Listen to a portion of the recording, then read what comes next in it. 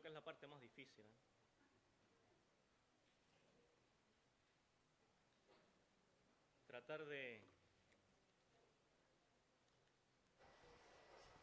Tratar de despertarlos a ustedes.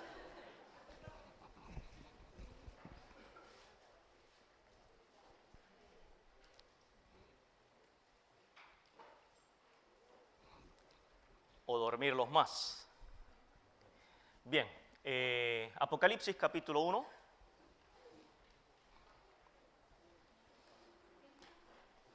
Apocalipsis capítulo 1. Vamos a leer el versículo 12. Apocalipsis 1, versículo 12.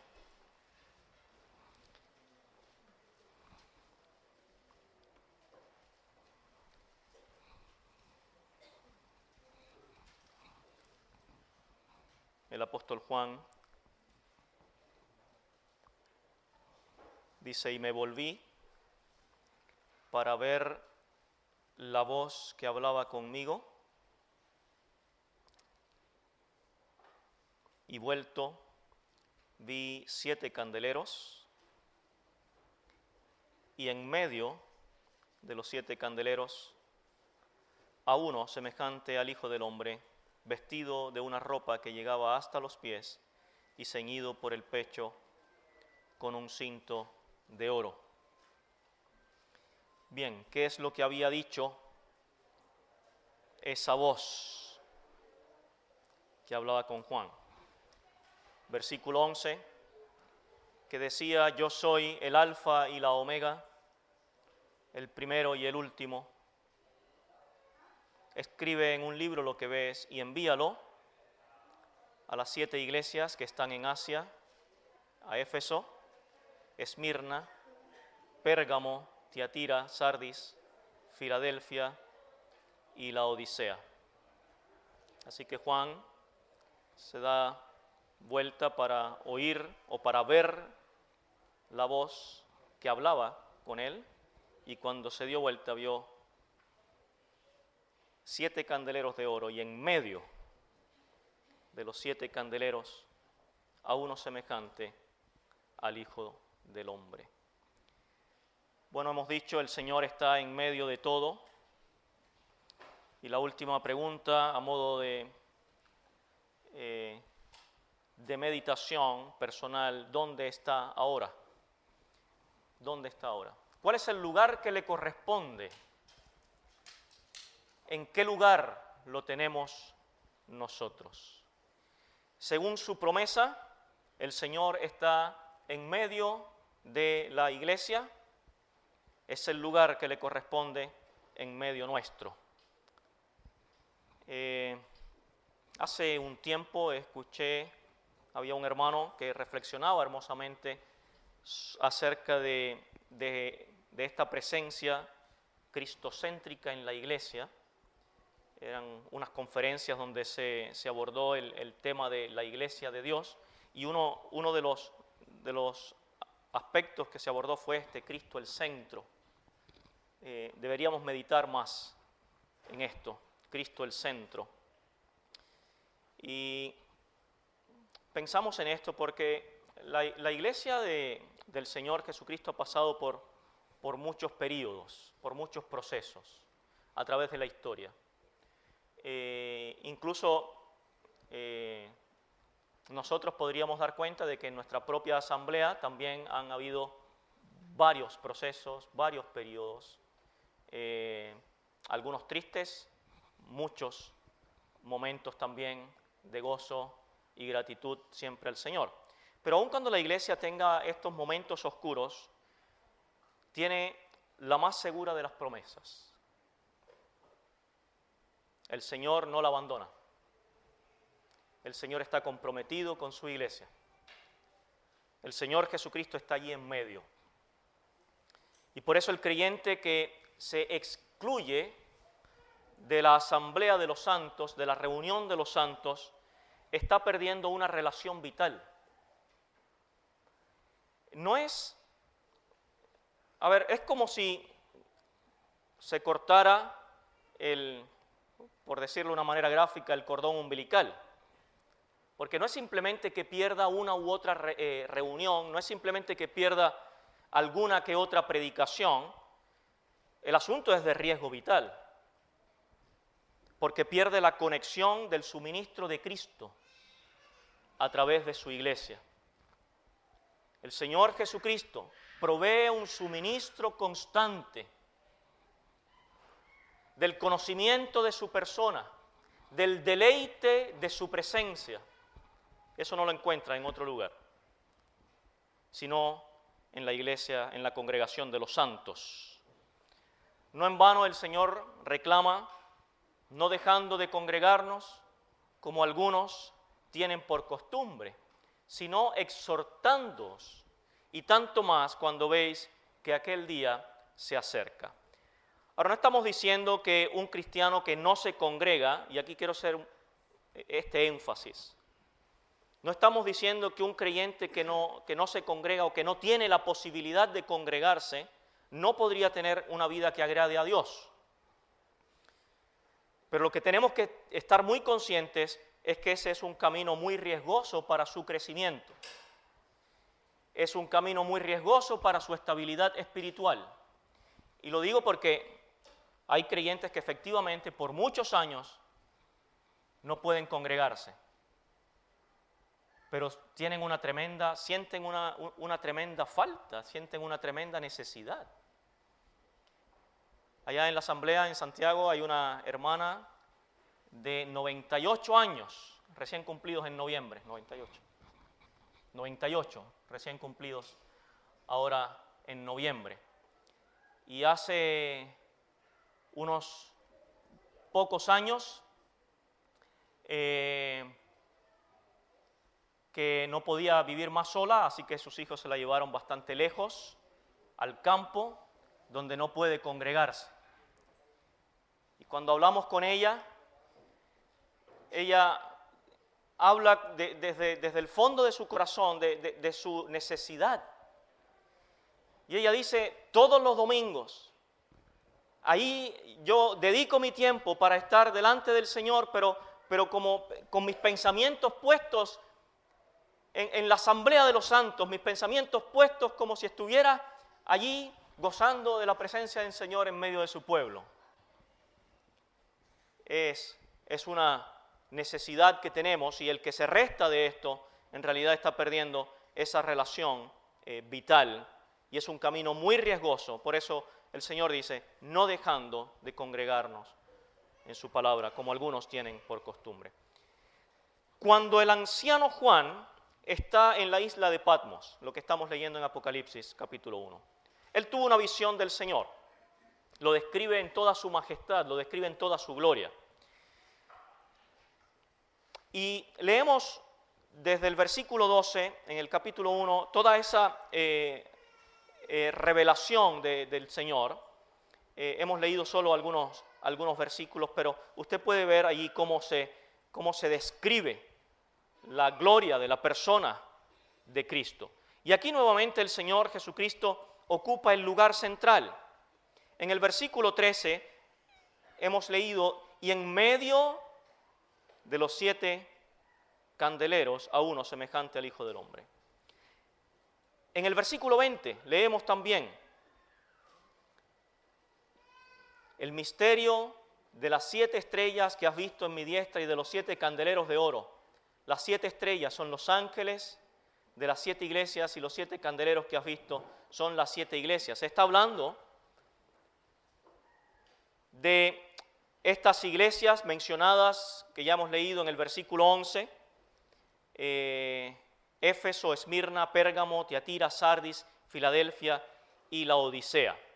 Eran iglesias reales que existían a fines del primer siglo cuando Juan escribe. No eran todas iguales, está evidente en la descripción de cada una. Tenían una variedad de particularidades, no todas vivían de igual manera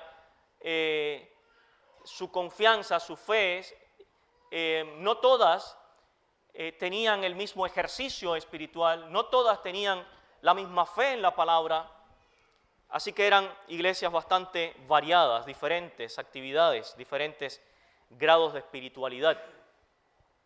Y también son iglesias en las cuales cada asamblea local se puede identificar de alguna manera. Incluso podríamos identificar el progreso de la historia de la iglesia a través de los siglos. O sea, es muy interesante el relato y las cartas que se envía a cada iglesia porque habla de una realidad. Es una realidad. Son periodos, son procesos que vivimos. Pero lo que dice el versículo 12, el versículo 13 es lo que debemos tener en cuenta, que en medio de los 7 candeleros, ahí estaba el Señor. Fíjese que de las 7 iglesias, en las cartas que se envían en el capítulo 2 y en el capítulo 3, 5 de ellas tuvieron reprensiones del Señor. No sé si hay alguien aquí bueno para las estadísticas matemáticas. 5 de las 7 es más del 70%. El Señor reprende. Hay 2 de ellas que reciben alabanza del Señor, pero el 70%. Por lo tanto, es altamente probable, hermanos, que experimentemos periodos difíciles. Pero aún así, no perdamos de vista que el Señor está en medio de las iglesias, en medio de los 7 candeleros. Y vamos a hacer un repaso bastante rápido por cada una de la realidad de estas iglesias. Tenemos a Éfeso en primer lugar. Éfeso que fracasó en su amor por el Señor, fracasó en su devoción, en su fidelidad por amor a Cristo. Habían partido bien y prontamente ya la decadencia comenzó en los primeros días de la iglesia y eso ha continuado y se ha incrementado hasta nuestros días. Y el Señor, que ama a su iglesia, le muestra la solución a Éfeso. ¿Cuál es la solución para Éfeso? Bueno, dice, trae a tu corazón la memoria de dónde te sacó el Señor. Vuelve al primer amor. Vuelve a palpitar, al acordarte, al traer a tu memoria, a tu corazón, la experiencia de los primeros años con el Señor. Luego le dice, arrepiéntete. Y luego le dice, levántate con un renuevo de fidelidad, con un renuevo de fervor cristiano. Esas son las 3 cosas que les dice el Señor, es la solución para la iglesia. Ahora, cuando dice arrepiéntete, debemos entender que arrepentirse es volverse a Él. Arrepentirse es volverse al Señor.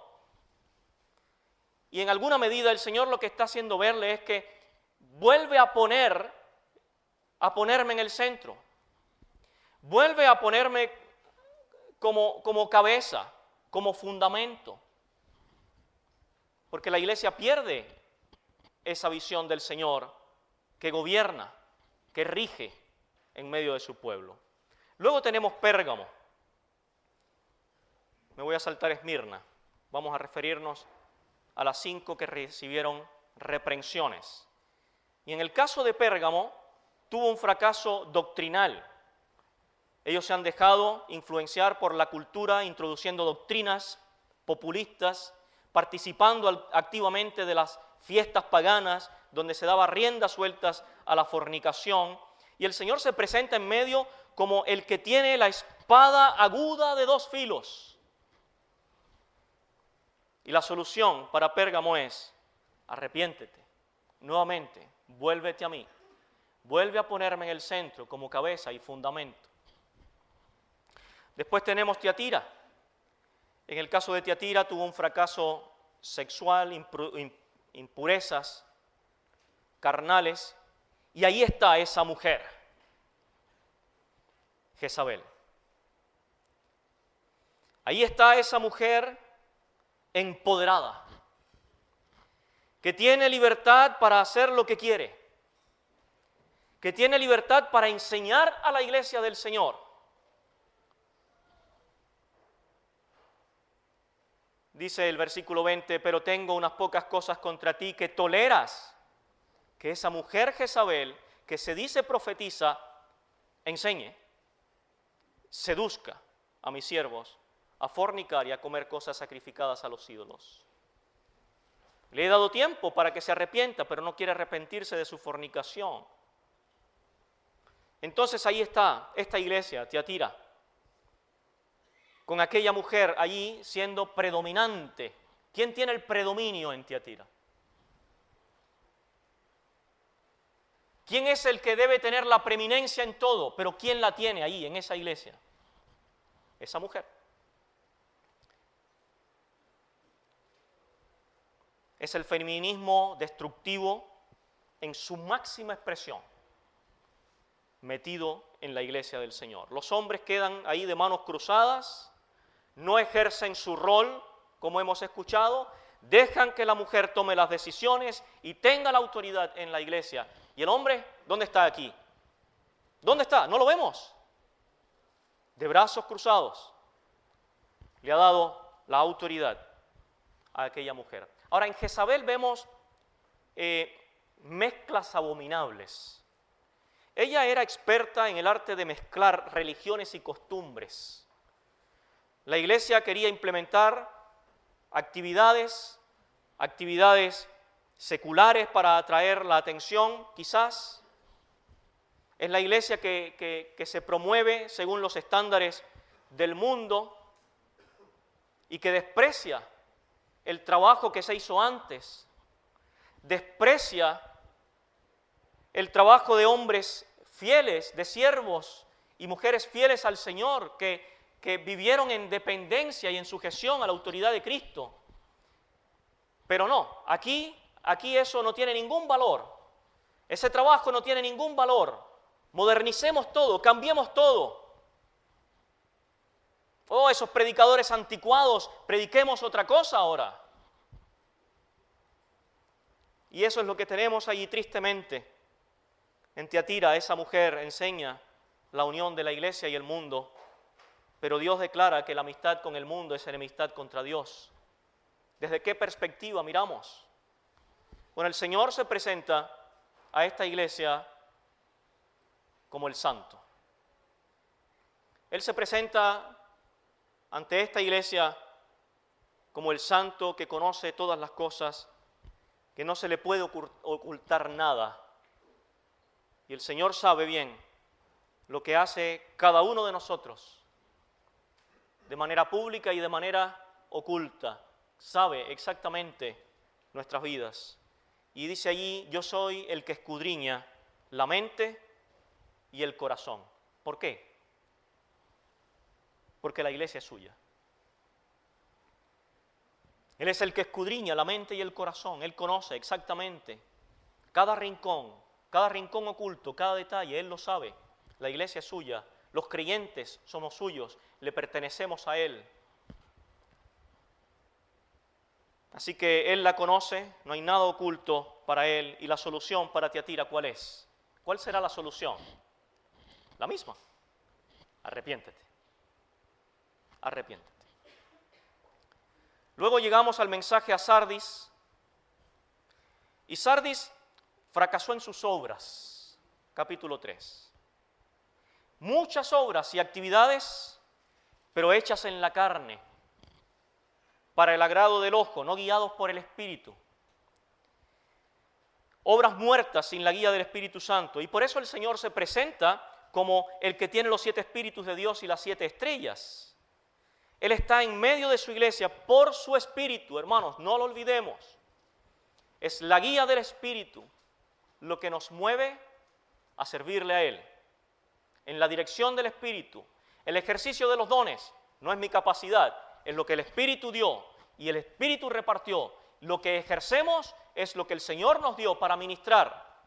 Nada nuestro allí. Así que, Sardis, sus obras, sus actividades hechas en la carne. Hechos 9:31 dice que entonces las iglesias tenían paz por toda Judea, Galilea y Samaria, y eran edificadas andando en el temor del Señor, y se acrecentaban fortalecidas por el Espíritu Santo.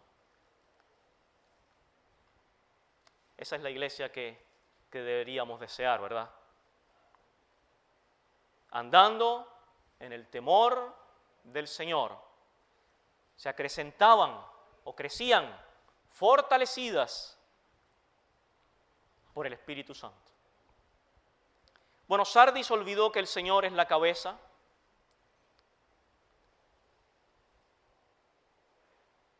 La influencia del Señor Jesucristo por su Espíritu es lo único que da valor a las obras de la iglesia. Hermanos, los ministerios, los dones, las actividades, todo lo que podamos hacer son obras muertas sin la guía y la influencia del Espíritu Santo, del Espíritu del Señor. Solución para Sardis: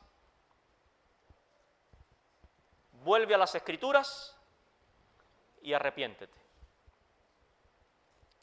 Y luego tenemos la Odisea, es la última del capítulo 3, y la Odisea fracasó en su fe. Lo que tenemos en la Odisea es la crisis de la verdad. Cuando todo es relativo, se tambalean los fundamentos. La crisis de la verdad, todo es relativo. Cada opinión es la que vale. En realidad, la opinión más fuerte es la que vale. Pero toda opinión viene a tomar el lugar que le corresponde al Señor.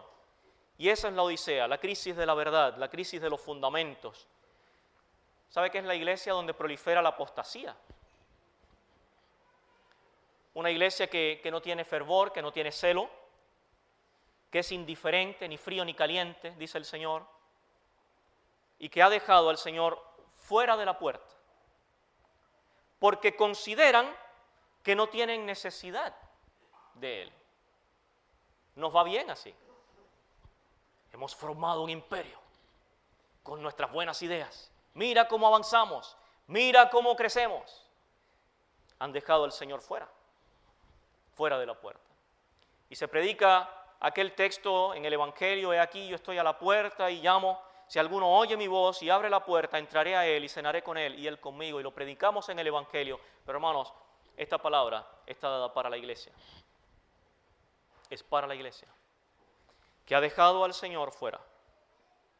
Y el Señor se presenta como el testigo fiel y verdadero. Y hermanos, acá, aún con sus fracasos, el Señor la ama. El Señor ama a su iglesia. El Señor desea el bien de su iglesia. Y por eso le dice: yo reprendo y castigo a todos los que amo. Reprendo y castigo a los que amo, dice el Señor, porque la iglesia es la amada del Señor, es su amada. Cada uno de nosotros, los redimidos, estamos en su corazón. Él dio su vida por nosotros, nos ama y se duele con esa situación. Nosotros podemos pensar en esta escena: han dejado al Señor fuera. Y el Señor dice: aún te amo, aún te amo. Yo reprendo y castigo a los que amo, dice el Señor.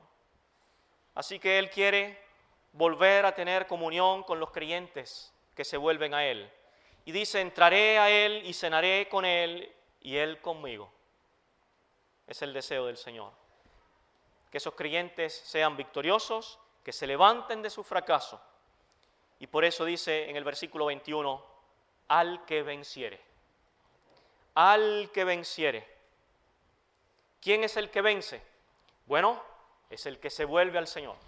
Es el que vuelve a poner su mirada en el Señor. Al que venciere.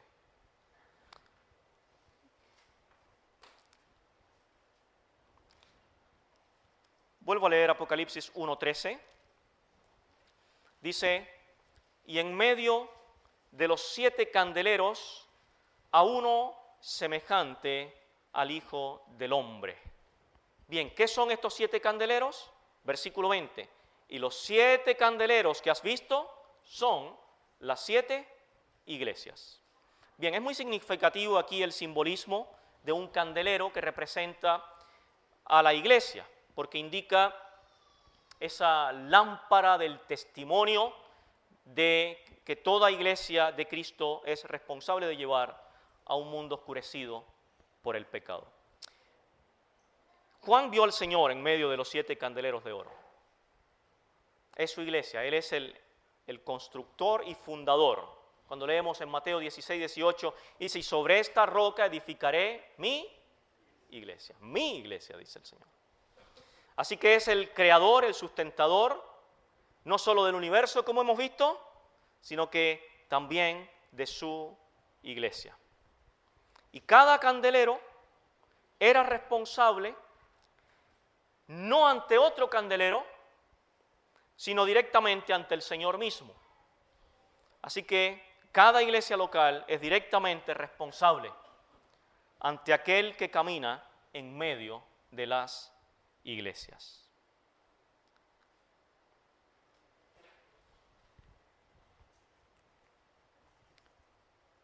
Hermanos, ¿quién es el centro? ¿Quién está en el medio? En medio de los 7 candeleros. ¿Quién está allí? ¿Quién es? Y él responde por sí mismo. ¿Y cómo responde él? En el versículo 17. Al final del versículo dice, yo soy el primero y el último, y el que vivo. Y estuve muerto, mas he aquí que vivo por los siglos de los siglos. Amén. Y tengo las llaves de la muerte y del Hades. El que responde es el mismo Señor. Y Él dice, yo soy, para que en todo tenga, ¿qué cosa? La preeminencia. Muy bien. Pero fíjese que el Señor no está solo en medio de las iglesias, de la iglesia universal, sino que en medio de cada iglesia local. Y vamos a referirnos un poco a eso.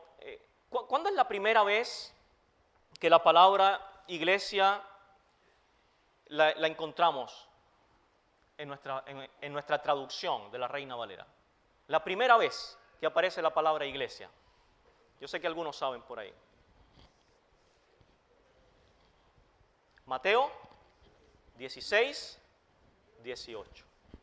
Mateo 16, 18. Y yo también te digo que tú eres Pedro, y sobre esta roca edificaré mi iglesia, y las puertas del Hades no prevalecerán contra ella. Así que ahí tenemos la primera vez que aparece la palabra traducida como iglesia en nuestras Biblias. Y sabemos que la palabra es del griego eclesia.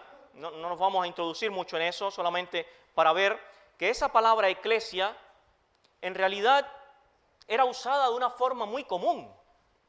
Antes que el Señor la usara para referirse a aquel conjunto de personas que Él atraería a sí mismo para ser el centro. Antes de que el Señor la usara ahí en Mateo 16, 18, la palabra eclesia era muy común. Se usaba al menos en 3 ámbitos: secular, el judaico y en el ámbito cristiano posteriormente. Y en el ámbito secular, en el mundo secular grecorromano, eclesia era una asamblea legal. Era un conjunto de hombres, de personas que debatían asuntos legales, asuntos políticos, y se reunían allí para negociar esos asuntos públicos. Y tenemos esa referencia a ese tipo de iglesia o a esa palabra que era bastante común. Por ejemplo, en Hechos 19:32. ¿Se acuerdan qué pasó en Hechos 19:32? Aquel alboroto en la ciudad de Éfeso. Y gritaban, ¿por cuántas horas gritaron? Y decían, diosa de los efesios, y gritaban y vociferaban. Y bueno, se refiere a ese disturbio en la ciudad de Éfeso. Fue una convocatoria de los ciudadanos de Éfeso para hacer una reunión alborotada allí. Y entonces unos gritaban una cosa, otros gritaban otra, porque dice que la concurrencia estaba confusa. Y ahí cuando dice la concurrencia, eclesia. Era un uso común. Y luego se refiere a la misma palabra acerca del tribunal legalmente constituido ahí en la ciudad, cuando el escribano, ¿se acuerdan? Cuando se levanta el escribano y alza la voz y logra apaciguar a la multitud que por tantas horas había gritado, logró que se calmaran. y les dijo que el asunto se podría tratar ¿dónde? En un tribunal, en legítima asamblea, dice. Así que él dijo que puedan llevar este asunto en legítima asamblea, y esa palabra nuevamente es eclesia. Pero fíjese que hasta ahí no está hablando de la iglesia del Señor Jesucristo. No está hablando de la iglesia de la reunión de los santos. Está hablando de ese uso que era bastante común. Cuando llegamos al relato referente a la iglesia del Señor Jesucristo en el Nuevo Testamento, encontramos esa expresión que se refiere a este nuevo pueblo de redimidos como la iglesia de Dios.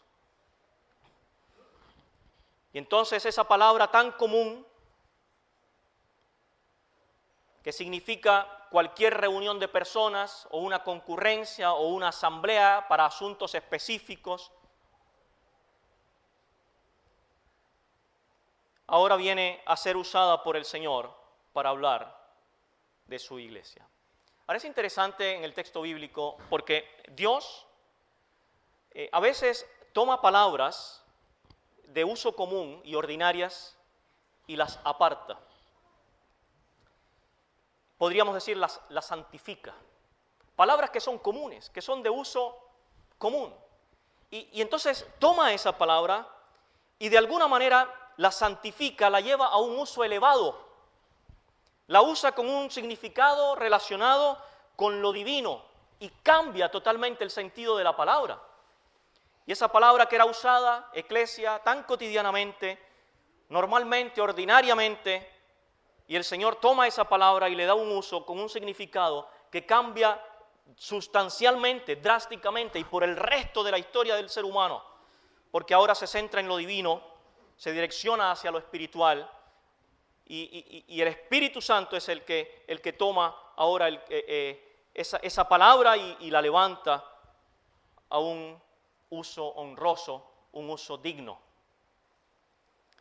Y eso es lo que pasa con la palabra eclesia en el Nuevo Testamento. Dios toma esa palabra, la aplica, la usa de una manera que no había sido usada antes, porque era un misterio. No había sido revelado.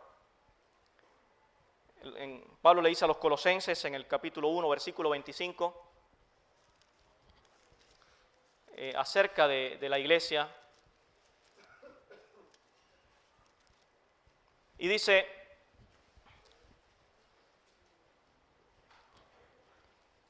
Colosenses 1:25, de la cual fui hecho ministro según la administración de Dios, que me fue dada para con vosotros, para que anuncie cumplidamente la palabra de Dios, el misterio que había estado oculto desde los siglos y edades, pero que ahora ha sido manifestado a sus santos, a sus santos.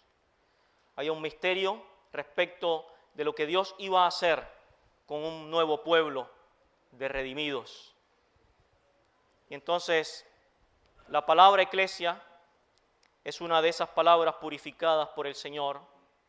Iglesia, que podría ser cualquier congregación, cualquier agrupación humana, pero cuando Jesús se apropia de esa palabra, entonces cambia el significado, cambia su perspectiva terrenal, mundana, para llevarnos la atención a una perspectiva espiritual, celestial, divina.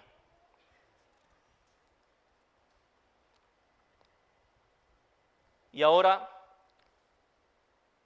en Mateo 16, 18, no solo toma esta palabra y la hace suya, sino que además vea cómo lo dice. En Mateo 16, 18, para que veamos cómo Él eleva esta palabra. Mateo 16, 18 dice: y yo también te digo que tú eres Pedro, y sobre esta roca edificaré una iglesia. ¿Dice eso el texto?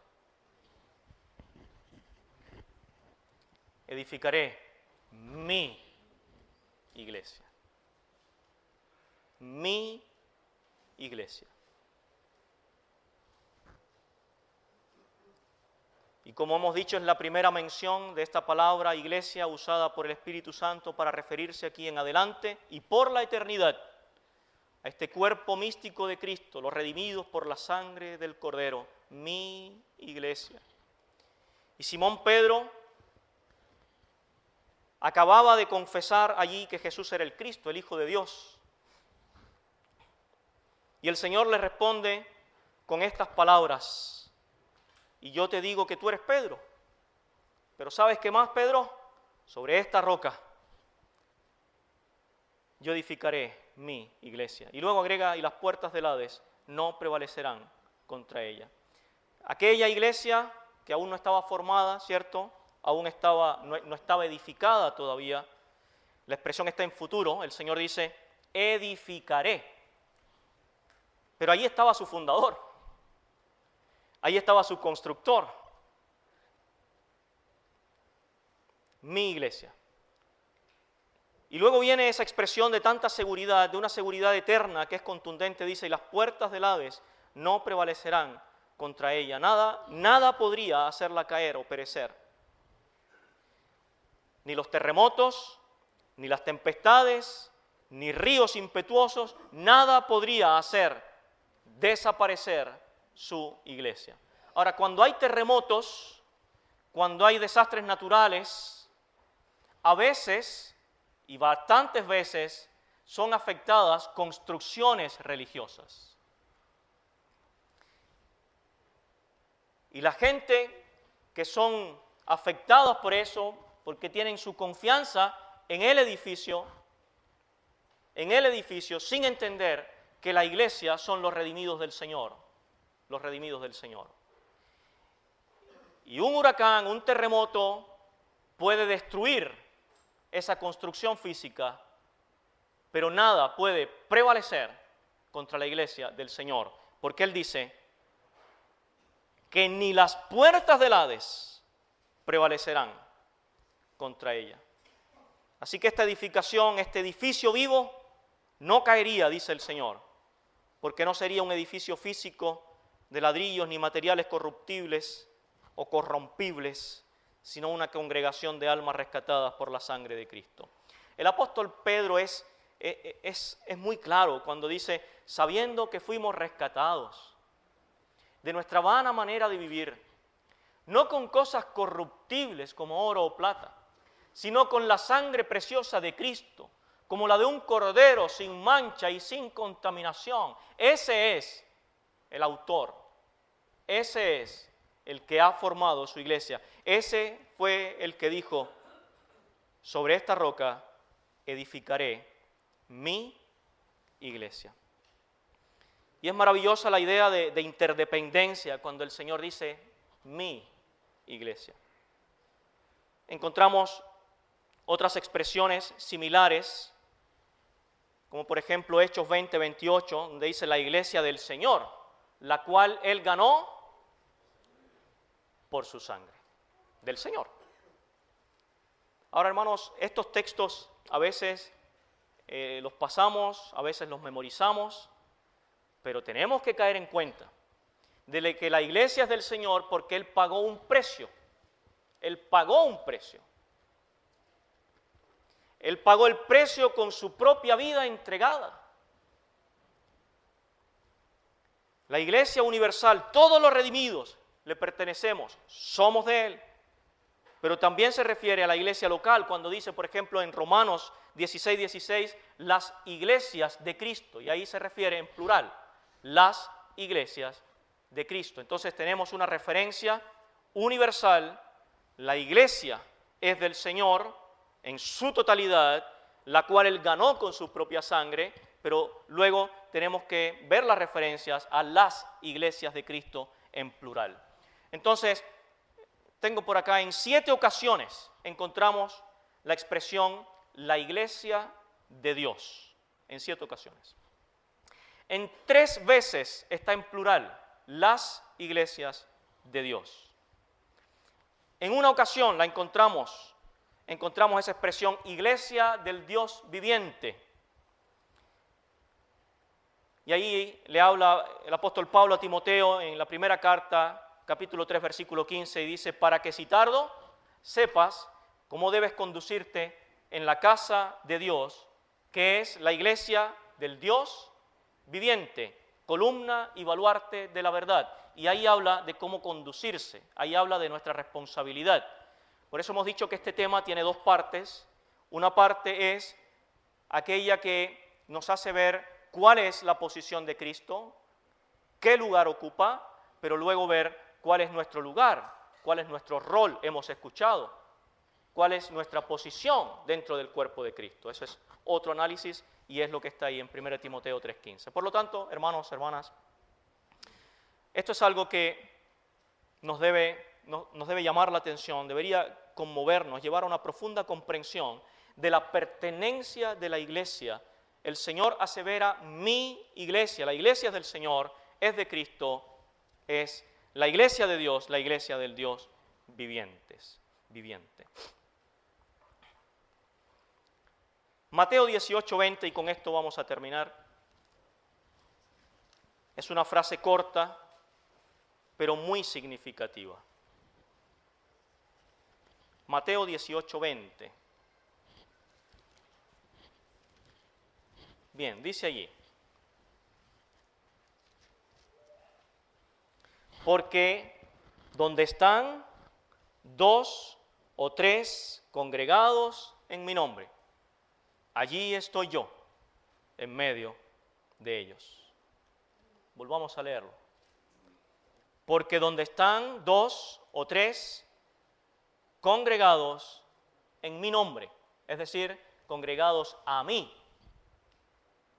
Esa es la idea allí. Congregados a mí, congregados en mi nombre, allí estoy yo, en medio de ellos. Él está hablando de lo que realmente da vida y propósito a la iglesia.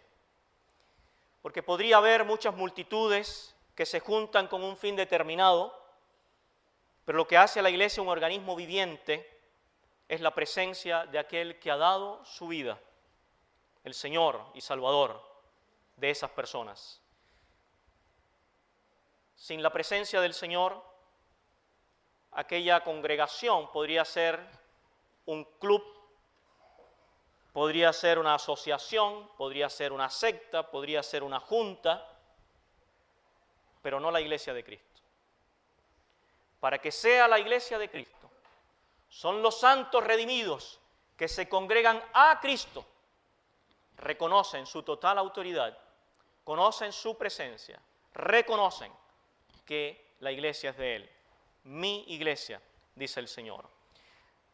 Y solamente quiero hacer referencia a esa expresión que dice, en medio de ellos. Allí estoy yo, en medio de ellos. Como hemos meditado, Él es el centro de nuestra adoración, Él es el centro de nuestras oraciones, Él es el centro de nuestras relaciones humanas, de todo ejercicio espiritual de su iglesia. Él es el centro. Y fíjese que no es que Él ofrezca algún tipo de ayuda o algún soporte para la iglesia, no es eso lo que ofrece el Señor, ¿verdad? Él está en medio, Él es la cabeza, Él es el fundamento, Él es el sustento de su iglesia, Él es el Señor de su iglesia, Él es el centro de control al que todos estamos vinculados y del que todos somos abastecidos. Hermanos, la iglesia del Señor. Somos su pueblo amado. Nos ha hecho para Dios un reino de sacerdotes que podamos ministrar en el nombre y en la dependencia de nuestro Señor para gloria del Padre. Que el Señor bendiga su palabra. Gracias.